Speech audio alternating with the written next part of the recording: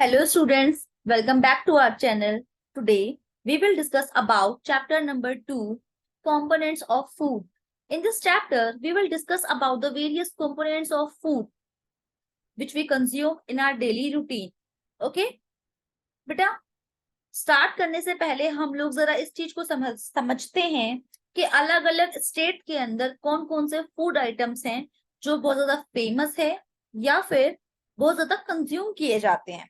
ठीक है बेटा, हम स्टार्ट करते हैं पंजाब के साथ। पंजाब के अंदर बेटा जो आइटम फेमस है ग्रेन में से, ग्रेन्स यानी कि जैसे कि हमारा व्हीट हो गया, राइस हो गया बेटा, ठीक है, ये सब चीजें। आइटम ऑफ ग्रेन में क्या फेमस है बेटा पंजाब में? मक्के की रोटी। Item of dal slash meat, दाल के आइटम में वहां पे क्या फेमस है? राजमा। राजमा को बेटा इंग्लिश में किडनी बीन्स भी कहा जाता है। वेजिटेबल्स में पंजाब में क्या फेमस है बेटा? सरसों का साग, ये तो आप सबने खाया होगा आई होप। अदर्स, इसके अलावा बेटा पंजाब में क्या फेमस है? कर्ड और घी। ठीक है, अब मैं किसी दूसरे स्टेट की बात करती हूँ बेटा, आंध्र प्रदेश की। ये हमारा बेटा इंडिया के अंदर साउथ में लोकेटेड एक एरिया है, ठीक है, एक स्टेट है वहां पे। ठीक है, आइटम ऑफ ग्रेन में आंध्र प्रदेश में क्या फेमस है? राइस। ये तो आप सभी को पता होगा कि साउथ के रीजन्स के अंदर राइस बहुत ज्यादा फेमस है और सबसे ज्यादा कंज्यूम किए जाने वाला फूड आइटम है। Item of dal slash meat, toor dal and rasam. बेटा आंध्र प्रदेश के अंदर तुआर दाल और रसम बहुत ज्यादा फेमस है और सबसे ज्यादा कंज्यूम की जाती है। वेजिटेबल्स में बेटा कुंदरू बहुत फेमस है आंध्र प्रदेश में, और इनके अलावा क्या क्या फेमस है वहां पे? बटर मिल्क यानी कि छाछ, घी एंड पिकल। बेटा हमारे यहाँ पे पिकल बोला जाता है, आंध्र प्रदेश में उसको अवकई बोला जाता है। ठीक है बेटा, let's move further. Okay okay, now what do different food items contain. अब हमें बेटा ये तो पता चल गया कि हम लोग इतने सारे अलग अलग वैरायटी ऑफ फूड हैं जिसे हम डेली बेस में, डेली रूटीन में कंज्यूम करते हैं। अब हमें ये जानना है कि हम जो फूड आइटम्स कंज्यूम करते हैं अपने डेली रूटीन के अंदर, उसके अंदर आखिर होता क्या है। ठीक है, each dish is usually made up of one और more ingredient which we get from plants and animals. बेटा जो भी हम फूड कंज्यूम करते हैं, हमने फर्स्ट चैप्टर में इस बारे में बात की थी, जो भी हम फूड या डिशेस हम कंज्यूम करते हैं उसको बनाने के लिए कुछ इंग्रेडिएंट की जरूरत होती है। उन इंग्रेडिएंट को हम कहाँ से ले पाते हैं? या तो प्लांट से या फिर एनिमल्स से। ठीक है, these ingredients contain some components that are needed by our body. These components are called nutrients. बेटा जो फूड के अंदर जो इंग्रेडिएंट है, फूड के जो इंग्रेडिएंट हैं उसके अंदर ऐसे कुछ कंपोनेंट पाए जाते हैं जिसकी रिक्वायरमेंट हमारी बॉडी को होती है। इन्हीं कंपोनेंट को क्या बोला जाता है बच्चे? न्यूट्रिएंट्स कहा जाता है। ठीक है, हमने यहाँ पे क्या करा? The major component in our food are named as. हमने क्या करा बेटे, जो हमारे कंपोनेंट थे इंग्रेडिएंट के अंदर, हमने उसको क्लासिफाई कर लिया है 5 कैटेगरीज के अंदर। ठीक है, the first one is carbohydrate, second protein, third fats, fourth vitamin, fifth minerals. ठीक है बेटा, ये 5 कैटेगरीज हो गई जिसके अंदर हमने क्लासिफाई किया है कंपोनेंट्स को। In addition food contains dietary fibres and water which are also needed by our body. बेटा इन पांचों के अलावा हमारे खाने के अंदर डाइटरी फाइबर्स भी प्रेजेंट होते हैं और वाटर भी प्रेजेंट होता है जिसकी हमारी बॉडी को रिक्वायरमेंट होती है। ठीक है, do all food items contain all these nutrients. बच्चे हमें ये पता चल गया कि हमारे जो फूड आइटम्स हैं उसके अंदर न्यूट्रिएंट्स प्रेजेंट होते हैं। क्या आप में से किसी के दिमाग में एक क्वेश्चन आया कि क्या हम जितना भी खाना कंज्यूम करते हैं, जितने भी अलग अलग वैरायटी ऑफ फूड कंज्यूम करते हैं, क्या इन सबके अंदर ये न्यूट्रिएंट्स होते हैं? ठीक है, ये क्वेश्चन तो आया होगा ना जरूर दिमाग में कि भाई मैंने समोसा खाया तो इसमें कौन सा न्यूट्रिएंट प्रेजेंट होगा, या मैंने रोटी खाई है तो इसके अंदर कौन सा न्यूट्रिएंट प्रेजेंट है, मैंने एप्पल खाया तो इसके अंदर कौन सा न्यूट्रिएंट प्रेजेंट है। ठीक है बेटा, अब इस क्वेश्चन को हमें कैसे पता चला, अब हमें पता कैसे चलेगा कि फूड आइटम के अंदर कौन सा न्यूट्रिएंट प्रेजेंट है? ओके, इस बारे में अब डिस्कस करते हैं। We can test the presence of these nutrients in cooked food और in raw ingredient using some simple methods. बेटा जो हमारा कुक्ड फूड है यानी कि जो खाना हम बना चुके हैं, या फिर रॉ इंग्रेडिएंट, रॉ यानी कि कोई भी कच्चा पदार्थ। ठीक है बेटा, कच्चा पदार्थ यानी कि मैं पोटैटो एग्जांपल ले लेती हूँ, वो अगर मैं रॉ पोटैटो ले लेती हूँ, कच्चा आलू ले लेती हूँ, तो उसे क्या बोलेंगे बेटा? रॉ इंग्रेडिएंट बोलेंगे। अब मैं इन न्यूट्रिएंट्स की प्रेजेंस को पके हुए खाने के अंदर भी टेस्ट कर सकती हूँ और रो इंग्रेडिएंट के अंदर भी मैं चेक कर सकती हूँ इनकी प्रेजेंस को। ठीक है बेटा, यूजिंग सम सिंपल मेथड, बहुत ही सिंपल मेथड का इस्तेमाल करके। ठीक है, the test for presence of carbohydrate, proteins and fats are simpler to do as compared to the test for other nutrients. बेटा जो हम टेस्ट परफॉर्म करते हैं कार्बोहाइड्रेट, प्रोटीन और फैट्स की प्रेजेंस को टेस्ट करने के लिए, वो बहुत सिंपल है करने में, रेदर देन अगर हम बाकी न्यूट्रिएंट्स की प्रेजेंस को टेस्ट करें उनके कंपैरिजन में बहुत इजी है। कार्बोहाइड्रेट के लिए या प्रोटीन के लिए या फैट के लिए टेस्ट करना बहुत इजी है। ठीक है, for carrying out these tests we need solution of iodine, copper sulfate and caustic soda. बेटा इन टेस्ट को परफॉर्म करने के लिए मुझे कुछ सॉल्यूशन की रिक्वायरमेंट है। कौन कौन से सॉल्यूशन की? आयोडीन सॉल्यूशन की, कॉपर सल्फेट सॉल्यूशन की और कास्टिक सोडा सॉल्यूशन की। ठीक है, आगे चलते हैं। अब हम प्रिपरेशन ऑफ सॉल्यूशन, बेटा जो मैंने अभी आपको बताया था लास्ट स्लाइड में, हमें कौन कौन से सॉल्यूशन की रिक्वायरमेंट है? आयोडीन, कॉपर सल्फेट और कास्टिक सोडा। अब हमें ये सॉल्यूशन बनाना भी तो होगा अगर हमारे पास अवेलेबल नहीं है तो। ठीक है, अब हम इन सॉल्यूशन की प्रिपरेशन देखना फिर बनता कैसे है ये। सबसे पहले वाला कॉलम देखिए बेटा, a dilute solution of iodine can be prepared by adding a few drops of tincture iodine to a test tube half filled with water. बेटा सॉल्यूशन जो हमें बनाना है आयोडीन का वो कैसे बन सकता है? हमें क्या करना है, टेस्ट ट्यूब लेनी है, उसको हाफ फिल करना है वाटर के साथ, उसके अंदर हमें क्या डाल देना है, फ्यू ड्रॉप्स ऐड कर देने हैं टिंचर आयोडीन की, उसको अच्छे से मिक्स कर लेना है। हमारा जो सोल्यूशन है टिंचर आयोडीन का वो बनके तैयार हो चुका है। नेक्स्ट है बेटा सोल्यूशन हमें बनाना है कॉपर सल्फेट का। इसको हम कैसे बना सकते हैं? Copper sulphate solution can be prepared bye dissolving 2 grams of copper sulfate in 100 milliliter of water। हमें क्या करना है बेटा, 100 ml वाटर लेना है, उसके अंदर 2 ग्राम कॉपर सल्फेट को मिक्स कर देना है। ठीक है, और हमारा जो कॉपर सल्फेट सॉल्यूशन है वो बनके प्रिपेयर हो जाएगा। ठीक है, the third one is caustic soda solution. Caustic soda solution बनाने के लिए हमें क्या करना है बच्चे, 100 ml वाटर लेना है और उसके अंदर 10 ग्राम कास्टिक सोडा को मिक्स कर देना है अच्छे से। मिक्स करने के बाद जो सॉल्यूशन प्रिपेयर होगा वो हमारा क्या है बच्चे, सॉल्यूशन ऑफ कास्टिक सोडा। तीनों सॉल्यूशन की प्रिपरेशन समझ में आ गई होगी आई होप। ओके, मूव करते हैं अब आगे। Test for nutrients, there are many type of carbohydrate. बेटा कार्बोहाइड्रेट के बहुत सारे टाइप्स हैं। ठीक है, the main carbohydrate found in our body are in the form of starch and sugar. बेटा देखो हमारे को जो फूड आइटम्स मिलते हैं, the main carbohydrate found in our body are in the form of starch and sugar। बेटा carbohydrate के type तो बहुत सारे होते हैं, लेकिन हमारी बॉडी के अंदर जो मेनली पाया जाता है वो दो फॉर्म्स के अंदर पाया जाता है कार्बोहाइड्रेट, एक तो स्टार्च के फॉर्म में, दूसरा शुगर की फॉर्म में। ठीक है बच्चे,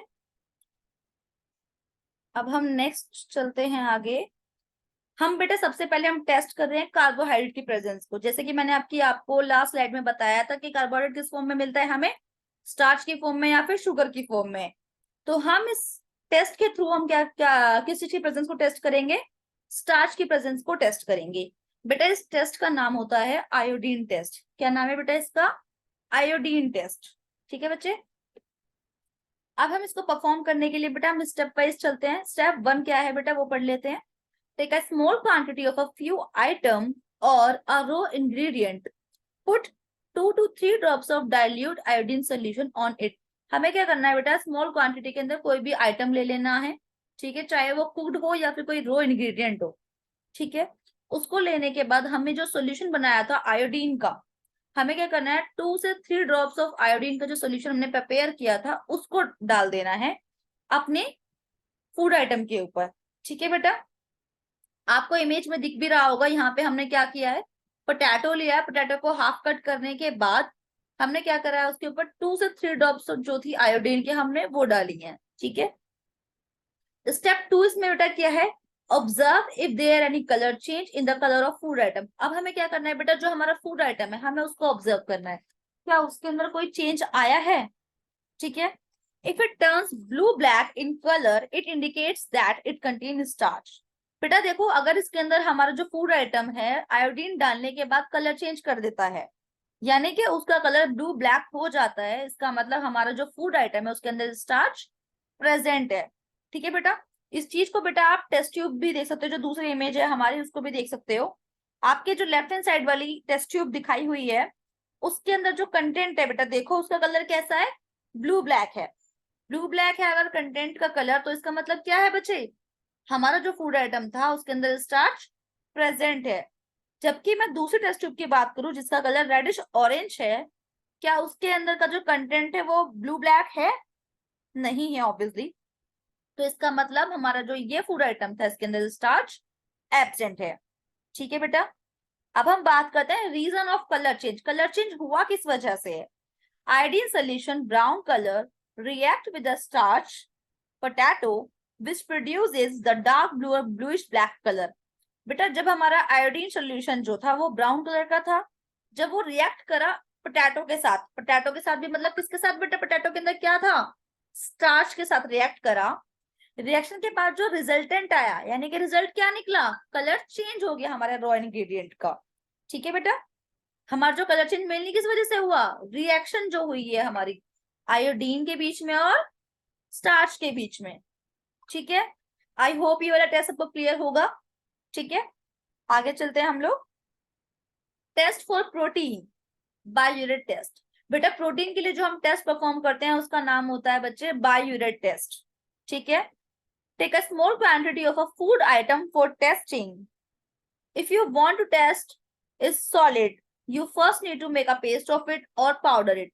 बेटा जो भी अगर फूड आइटम, ऐसा कुछ आप फूड आइटम ले रहे हो जो कि सॉलिड फॉर्म के अंदर है, तो पहले आपको उसको क्या करना पड़ेगा, या तो उसका पाउडर बनाना पड़ेगा या फिर उसका पेस्ट बनाना पड़ेगा।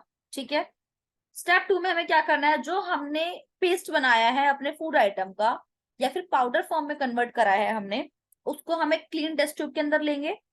उसके अंदर हम क्या कर रहे हैं बेटा, 10 ड्रॉप्स ऑफ वाटर को हम ऐड कर रहे हैं। ऐड कर लिया, ऐड करने के बाद हमने क्या करा, टेस्ट ट्यूब को अच्छे से शेक कर लिया। स्टेप 3 में हमने क्या किया है बच्चे, now using a dropper add 2 drops of solution of copper sulphate and 10 drops of solution of caustic soda to the test tube. अब हमें क्या करना है बेटा, ड्रॉपर की हेल्प से हमें 2 ड्रॉप डालनी है किसकी, कॉपर सल्फेट सोल्यूशन की, और 10 ड्रॉप्स डालनी है बेटा हमें कास्टिक सोडा के सोल्यूशन की टेस्ट ट्यूब के अंदर। ठीक है बेटा, इसके बाद हमें क्या करना है, shake well and let the test tube stand for a few minutes. हमने ये सब चीजें डालने के बाद हमें क्या करना है, टेस्ट ट्यूब को अच्छे से शेक करना है। शेक करने के बाद हम क्या करेंगे बेटा, टेस्ट ट्यूब को कुछ मिनट के लिए टेस्ट ट्यूब स्टैंड में छोड़ देंगे। ठीक है, कुछ देर बाद अप्रोक्स 5 to 6 मिनट्स बाद हमें क्या करना है, ऑब्जर्वेशन करनी है हमारे टेस्ट ट्यूब की, कि क्या जो हमारा सोल्यूशन था टेस्ट ट्यूब के अंदर उसके अंदर कोई कलर चेंज हुआ है। अगर हमारे टेस्ट ट्यूब के कंटेंट का कलर वॉयलेट कलर में चेंज हो चुका है, इसका मतलब जो हमारा फूड आइटम था बेटा उसके अंदर प्रोटीन प्रेजेंट है।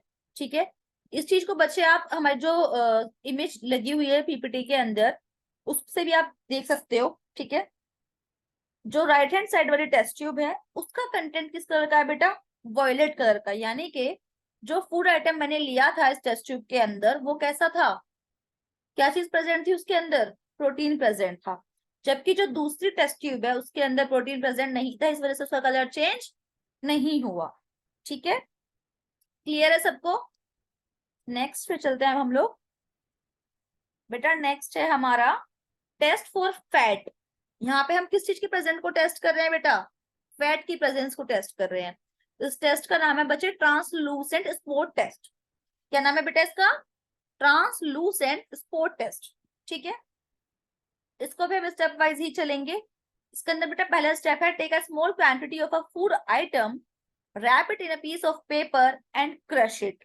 हमें क्या करना है बेटा, कोई भी फूड आइटम लेना है, ठीक है, उसको हमें क्या करना है, किसी भी पेपर के अंदर, मतलब कोई भी पेपर लेना है हमें, उसके अंदर उसको रैप कर लेना है अच्छे से। उसके बाद हमें क्या करना है, उसको क्रश करना है या फिर हाथ से रब करना है। ठीक है, step 2, strengthen the paper and observe it carefully. हमें क्या करना है बेटा, पेपर को सीधा करना है, उसको ध्यान से देखना है। ठीक है, does it have any oily patch, hold the paper against light. ठीक है, अब क्या हमें कोई, जब आप पेपर को खोलोगे तो हमें ये चेक करना है कि क्या उस पेपर के ऊपर कोई भी ऑयली पैच दिखाई दे रहा है, ठीक है।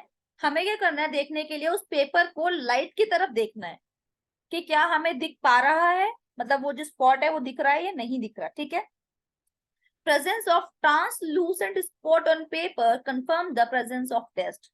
बेटा जो पेपर था जिसके अंदर हमने अपने फूड आइटम को रैप किया था, अगर मुझे उस पेपर के ऊपर कोई भी ट्रांसलूसेंट स्पॉट दिखाई दे रहा है, वो इस चीज को कंफर्म करता है कि हमारा जो फूड आइटम था उसके अंदर फैट प्रेजेंट था, ठीक है।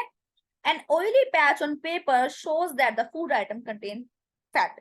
बेटा जो पेपर के ऊपर हमारा ऑयली पैच आएगा ना बच्चे रैप करने के बाद, वो इस चीज को कंफर्म करता है कि हमारे खाने के अंदर क्या है बच्चे, फैट है। इस चीज को आप बेटा इमेज से समझने की भी कोशिश कीजिए।